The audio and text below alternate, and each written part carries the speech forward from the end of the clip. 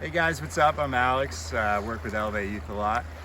Down here in New Jersey during this, and fly fishing is a great way to practice social distancing, stay away from people, and kind of just forget about all this craziness that's going on for a minute.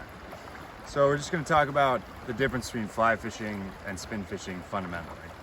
The biggest difference, you can see here this line, it's much thicker than you would have seen on maybe any surf casting you've done or some of the Walden Pond Elevate Youth expeditions that we've done. The main difference is that this weighted line, you're throwing the line more than you're throwing the fly or the lure at the end. In spin fishing, you're throwing the weight of that lure with the monofilament line, which is much lighter. The difference here is we have a heavier line, so you're really throwing the line more than you're throwing the fly. And the advantage of that is you can fish lures or flies that are essentially weightless. So big trout fishing, there's actually one going off right now. There's a dry fly hatch. Those are very light little flies. They sit on the surface and trout come and eat them off the surface. And to sort of convince a trout to eat, fly fishing is the only way to do that. We're going to talk about some basic casting stuff. This is a 6-weight actually. It's a 9-foot 6-weight. Casting is one of my favorite parts about fly fishing, really. The key factors to consider here are the symmetry of the line in front of you and behind you. So you have whatever happens in front has to happen behind. A lot of people are used to that throwing of spin fishing. In fly fishing, it's a lot smoother. Because you can see the line make this loop on the way out. You have to make that same loop behind you and give it time to unfold.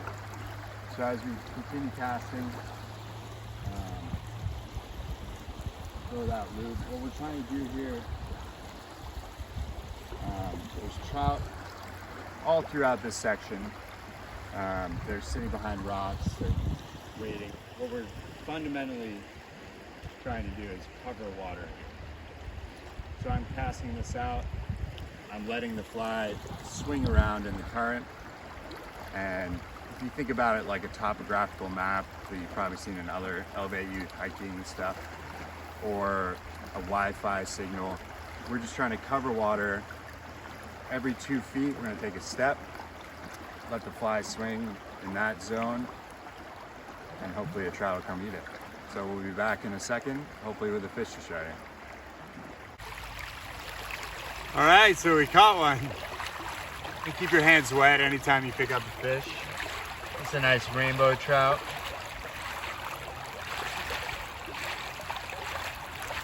Very feisty. See the colors there. You want to keep fish wet, close to the water most of the time, so they're still breathing. Come up close. That's what we're looking at. And we let all our fish go here, so we'll let them back here. And that's fly fishing.